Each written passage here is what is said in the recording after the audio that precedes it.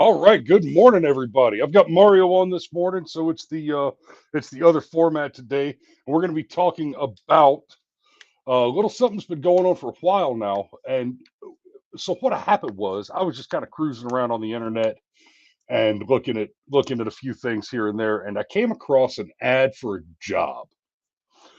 Uh, I understand why I was targeted for the ad because obviously I'm a vocal and active YouTube commentator personality, but they kind of missed the mark, and well, they missed the mark hard enough to get my attention.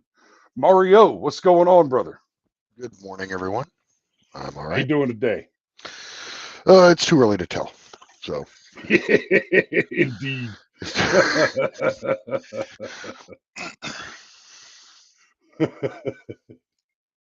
Oh, whew. So let's start with the job post that I was talking about. Let me go ahead and share that to you guys so we can all see it, and I'll read it for you. Oh, here I'll turn it up a little bit so everybody can read it. personality jobs. Apply for personality jobs in remote today. So the job overview. Uh, okay. I'm going to exit the reader mode for a second and show you the job is posted by Occupy Democrats, and you've probably seen what passes for memes from the Occupy Democrats camp. But they say you must send a cover letter and video recording to apply. Okay, that's fair. That's reasonable for to apply for personality jobs. Uh, but we are seeking a passionate, democratic, political YouTube on-air personality to join our team. I despise this word. What they're looking for is not someone who is democratic. What they're looking for is someone who is a Democrat. Yep. And the use of the word democratic as a descriptor for something that is done by Democrats is so deeply counterintuitive as to itself qualify as disinformation. You must defend our sacred democracy. Okay. So they go on to describe who they are, right? We have over 13 million followers on Facebook, Twitter, and Instagram. And now we're joining YouTube and looking for on air personalities to film themselves discussing breaking news contact and post the video to our YouTube channel. So, okay, duties, but qualifications must be a left leaning Democrat. This is from YouTube.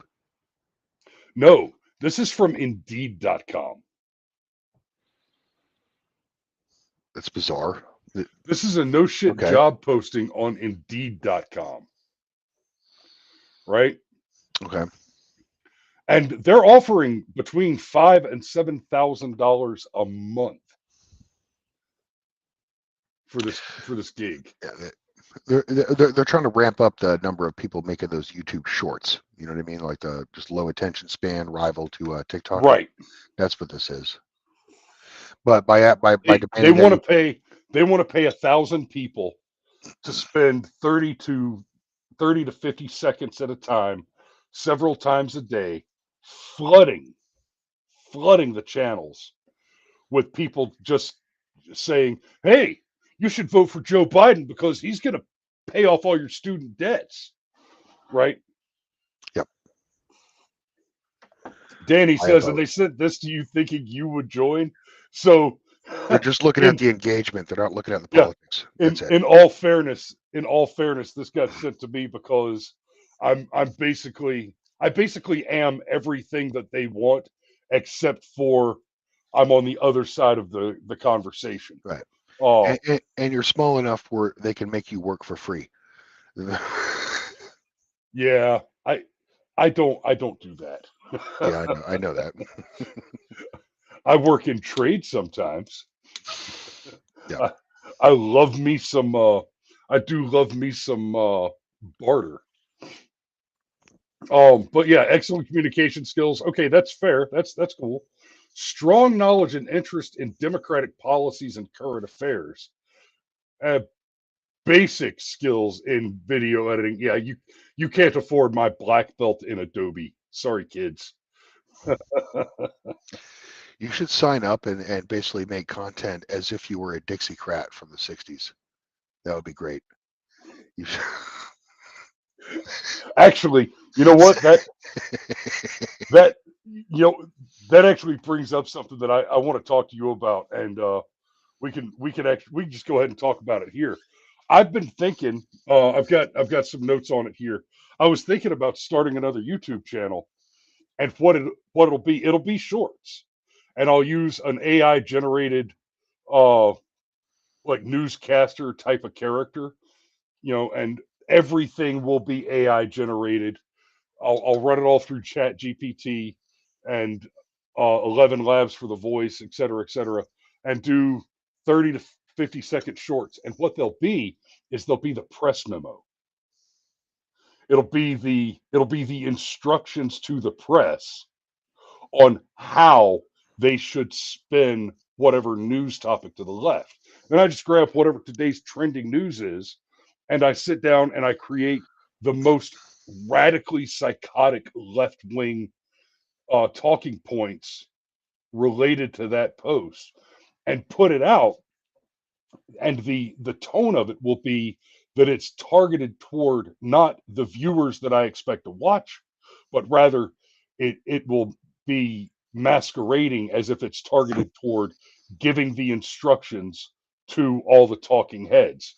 So it'll do things like it'll say, okay, we really want to take down the orange man bad. So start using phrases like the walls are closing in, it looks like the end, etc. And and then toward the end of it, be like, We and got guys, don't fuck this up like last time, right? When you all say it exactly the same way, people start to think that we're doing the thing that we're doing, yeah. right? We got Trump this time. Said increasingly nervous individual for the thousandth time. We have a yeah. Exactly, You, exactly. you'd be making content similar to that sexually ambiguous redhead dude who like does fake newscast like he was Norm Macdonald in Oh, like a the shredded suit. what's Yeah, Awaken that with guy. JP. Yeah, that guy. Exactly. That guy's freaking hilarious. I love it. His show starts and he's sitting at the news desk like he's about to present the news, but and he's wearing a suit, but the suit's all ripped up. A shredded suit. Yeah. That dude is hilarious. Um, so I I want to I'm going to bring up this article to talk about in this context. It says the White House is turning to TikTok stars to take its message to a younger audience, right? And okay, in all fairness, this is a reasonable, intelligent, tactical maneuver for any political operative, right? Of course. Forget the left-right dichotomy and just on the basis of discussing political tactics. This is a very reasonable and uh, Inexpensive. inexpensive maneuver. And I'll be fair, Obama used it to extraordinary effect.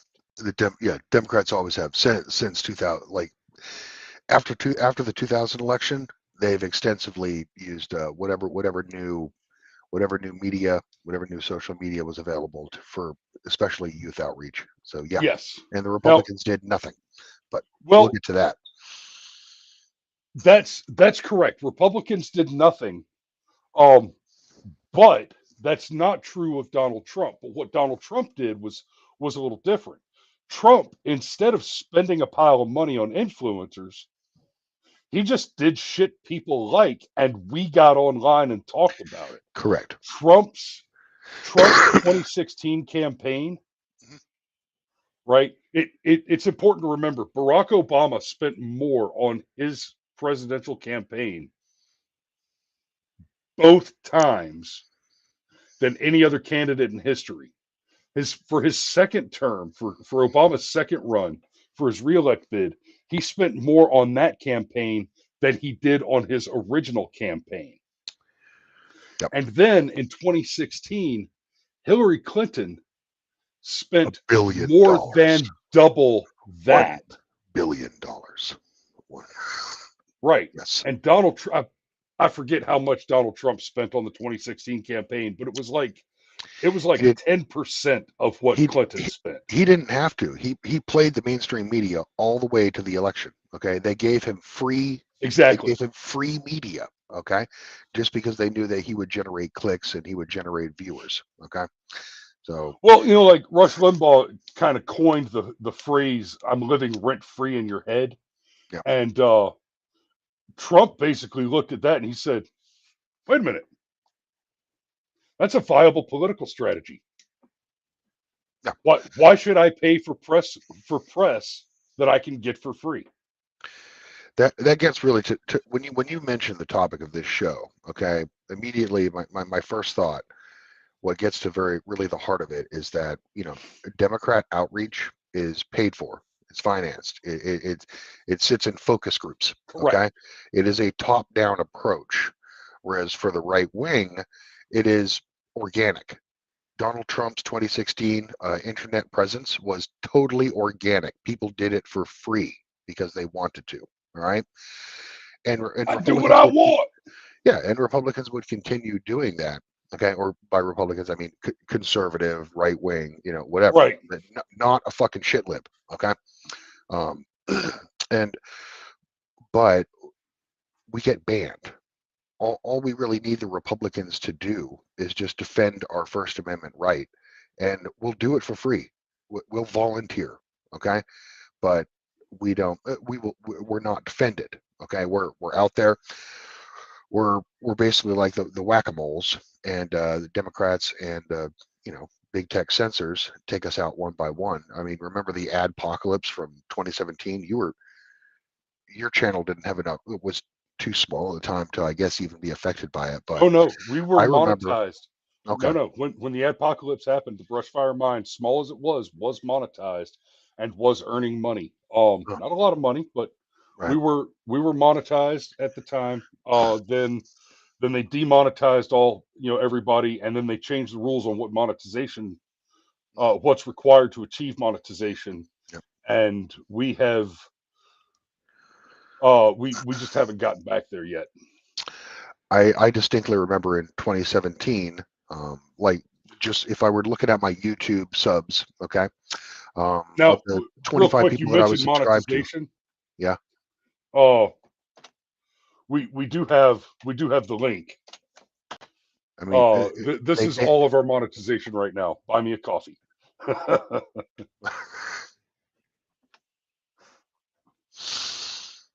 buy him a coffee, and if you can't buy him a coffee, you can at least clap, hit the like button. Yes. I mean, remember, like you look at like Pay for me, hounds. in 2017. Let's throw out a number. Let's say 25 people that I was subscribed to. Okay, by the end of that year, that had been whittled down to 10. Okay, they were banning everyone. They fucking banned Stefan Molyneux for God's sake. I mean, Yeah, I mean, how absurd is that? he made the mistake of being white and bald. Yeah. He could be a post 37th trimester abortion guy, and they couldn't have put up with that. Stefan's probably mad that the maybe the internet, maybe the political commentary on the internet wasn't evolved enough for him to get some free money for Daily Wire like Peterson. So I feel bad for Stefan. He missed it by a couple of years. I They think could have, he could have been the Peterson guy, yep. absent that ban, absolutely. And I agree with Stefan on a lot of points. I I'm with him generally on the non-aggression principle, but he is totally against spanking children, and that one I just can't get behind him on. No, we don't beat the kids a lot in this house, but if you're breaking a rule that is a safety issue and one of the other children is imperiled by your breaking of a rule that you should know better than to break already. That's basically the circumstances under which there's a spanking. Other than that, we do push-ups and teacups. Do push-ups. That's perfect. Oh yeah, Last time, Eleanor's last, push-up game is strong. last time I saw Michael doing push-ups as punishment, the form was questionable. Not gonna It has lie. I mean, improved dramatically. okay, that's good. He's got the snake going. Got the mamba. Okay, Yeah. no. Well, poor. I want a plank. We start by learning the plank, and then we do the push-up. We start. Remember, Drill Sergeant Klaus said, "Push-ups are like pornography. You know it when you see it."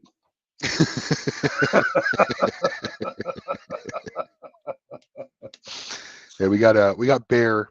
Shout out to Red Ice Radio. Absolutely, that's one of my. Yeah. That's I watch him on Odyssey. Uh, okay, so it's like YouTube, Odyssey, Rumble, right? Like, what's the spiciness or the red pill level? Okay, on who you watch on each channel. Like YouTube is the most tame. Okay, because it's already been curated and filtered to death Yep. to remove all of us from it. Okay, like Count Dankula tier material. Okay, amusing, topical, well written. Okay, it has a place. It's fine. Odyssey is, or then Rumble. Rumble would be like your middle tier. Okay, where you get Crowder, who's been red pilled nearly to death, and then and then Odyssey is where the spiciest channels are. Like I'll call them out. Devin Stack, black pilled with Devin Stack. Okay, probably the best stream on the internet right now, in my opinion, along with Asha Logos, who just put out a new video the other day. So there you go, Bear, shouting out some of the more extreme right wing. Man, I haven't watched a black pilled video in a while, but he did one on, what was it, Pleasantville? That's his most famous one, where he gave the he did That a his video like a analysis and commentary on that yeah, film was absolutely just, it's like a video I mean, exegesis just of staggering. Pleasantville, right? And it shows how Brilliant, brilliant work. leftism is basically is the poison apple, and after it was bitten, then it spreads and it changes the entire town. It's an excellent metaphor. Well, and specifically in that one, it wasn't just leftism. It was specifically the leftist tolerance of sexual depravity. And in that film, the sexual depravity was teenagers having sex outside of wedlock and convincing everybody, "Oh no, it's good.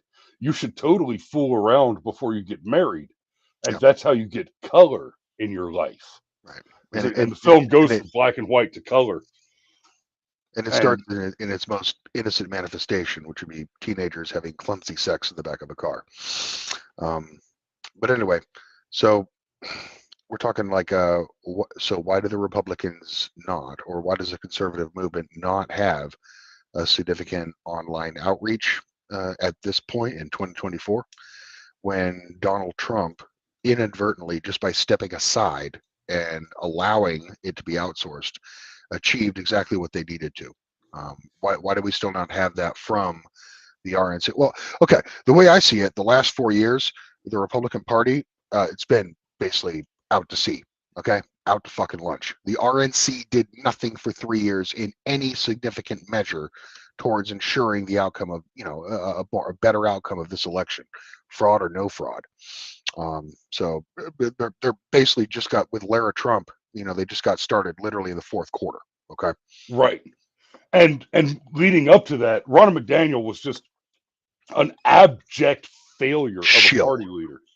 Um, I find it difficult to look at someone holding a position of any kind and failing so miserably without having the suspicion that she was installed for that purpose.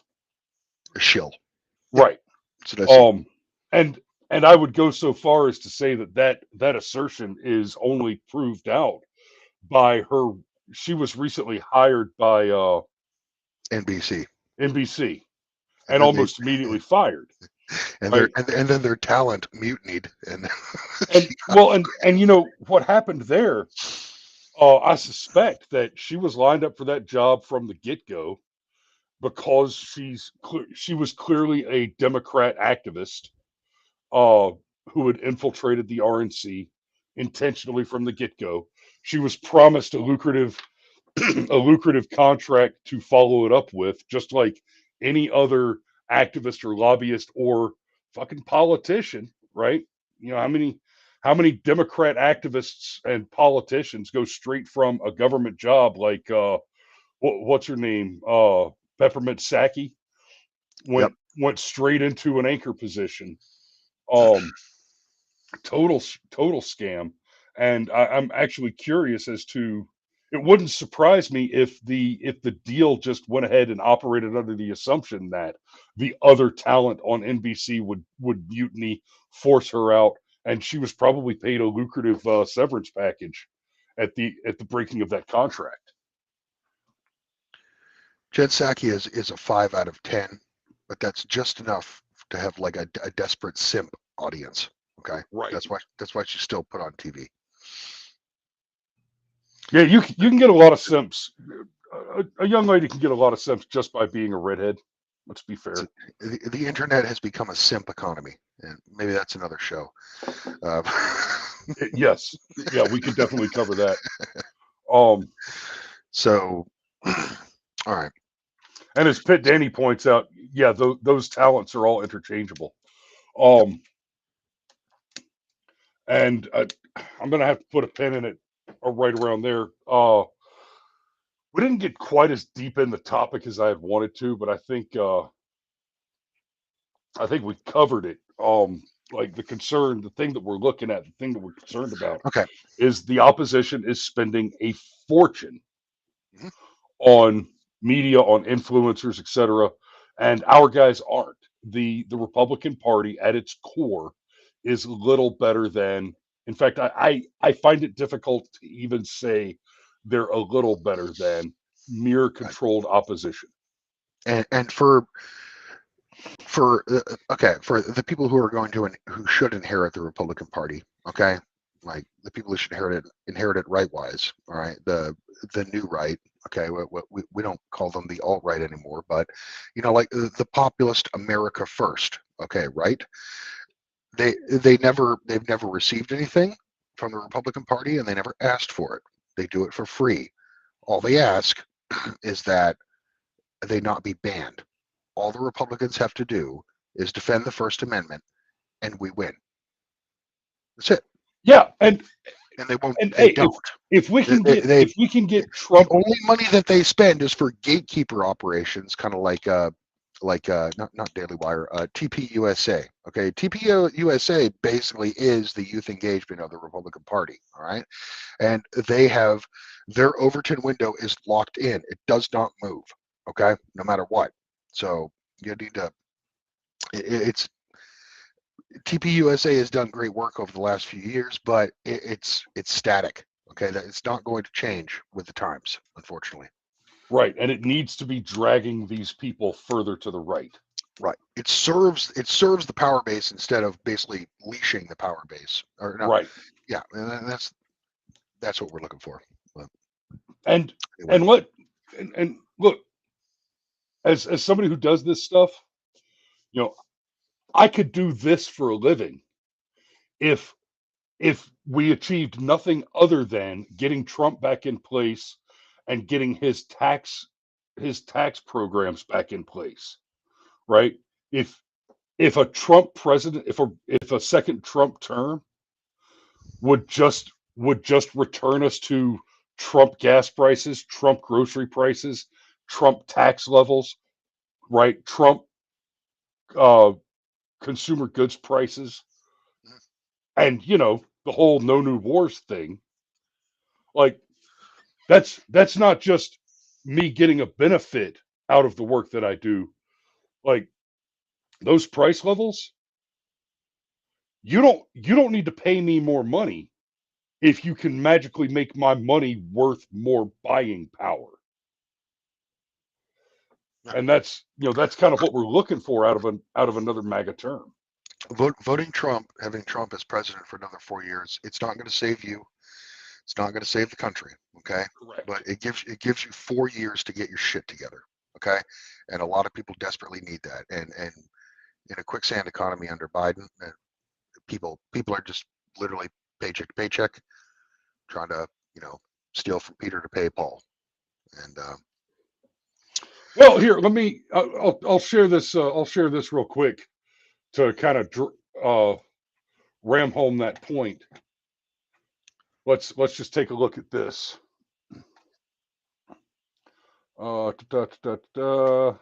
This one. Little quick math for you. Right, the effects of Bidenomics on mortgage financing, and this one is generous because this is an older graphic. But before Bidenomics, buy a house for $300,000 on a 30-year mortgage with an interest rate at 2.3%. Your total interest paid is $118,000. You see, at 7.25%, your total interest paid is more than the initial loan yep. over a 30-year period, right? So if you can't stroke the check, if you can't write a check for three, this is how the rich stay rich and the poor stay poor. If you have to borrow money, money is expensive, and under Biden, money is real expensive. Um, like this 7.25%, uh, over the last couple of days, week or so, that number has increased dramatically again. We were up around the low nines toward the end of last year, dropped a point and a half, almost 2 points at the beginning of this year, um, and then just a couple weeks ago, like overnight, it just started to skyrocket. If I you don't know. I don't know where we are exactly right now, but if you look at what the Federal Reserve reports for economic activity, okay, every quarter they come out with optimistic indicators like for the Biden administration, but then weeks later it always gets revised. Okay, like every single economic report from the Fed has been negative since 2021 after revision. yes, and So it's just a lie. remember while the Donald was in office, we just didn't hear numbers very often because the numbers were the only time you Not it, heard the numbers was when Donald Trump said them, right? right. They didn't get reported in the paper, and they or were the all number or the great, number of or the number of COVID deaths on the right side of the screen, like a right? fucking ticker, like they're Under Obama, while Obama was in office, we were hearing numbers all the time, and what you would hear would be such and such bureau or agency reported this number, which is a really great unemployment number, employment number, new jobs number, this number, that number. And then inevitably, a month later, that number would be revised to the negative. It would it would go up if up was bad. It would go down if down was bad, and and that even would never get reported. and even worse, all of that new job growth has been immigrants since 2019. I'm sorry, I don't have a source on me, okay, but since 2019, virtually all job growth has been immigrants, illegal or otherwise. It's not it's not actual, organic economic activity from the Well, citizens. there are two sectors. There are two sectors where all the job growth has been happening under Biden primarily. That's like you're saying, immigrants, legal and illegal immigrants, and uh, the vast majority of it has been Government, government jobs. yeah. The Well, huge increases in government jobs. what's the latest agency they're creating? Isn't it a um, it's the latest rehash of the Ministry of Truth. Like, but I'm not tracking on that yet. yeah, I'm not, That might be the next show. So, all right. I do need to put a pin in it. I got to get out the door this morning. Thanks for joining us this morning, oh yeah, Mario. yeah. Real quick, Oh, yeah. It's a whole new federal agency dedicated towards like red flag laws for gun seizure. It's a yeah, derivative of like the ATF and the IRS, because that's their new kick, is using the IRS, weaponizing the IRS completely, even worse than during the Obama administration when it was just denying 501c applications. Now the IRS have guns and they're coming for you. Anyway, I know we're over, so Okay, I've got an article about it real quick. I'll just read the tops of it. Vice President Kamala Harris on Saturday announced the creation of a new office that will support states that implement red flag laws to combat gun violence. She Yep. made the announcement at Marjorie Stoneman Douglas High School in Parkland, Florida, where the mass shooting of high school students occurred in 2018, in which 17 people died. The goal of the It's the ministry. National Extreme Risk Protection Order Resource Center. It's the Ministry of Snitches, is what it is. Wow.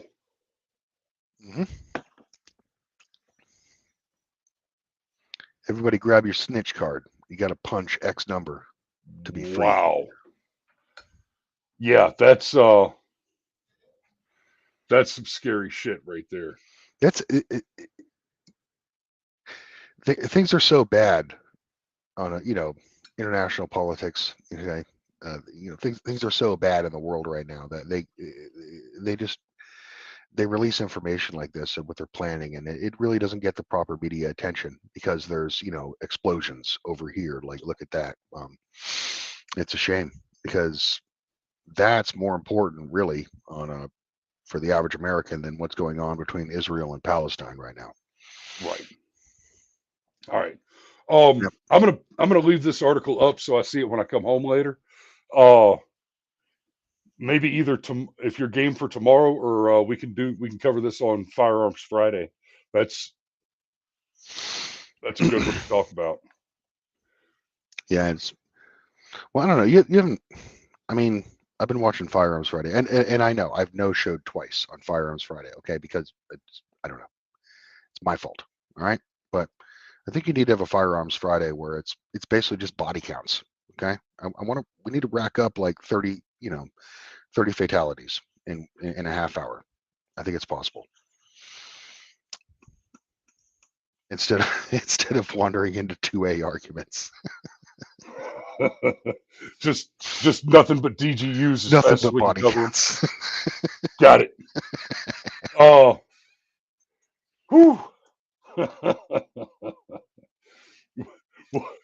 I think we would have to pull articles for a week to do that. Yeah, but I mean, that'd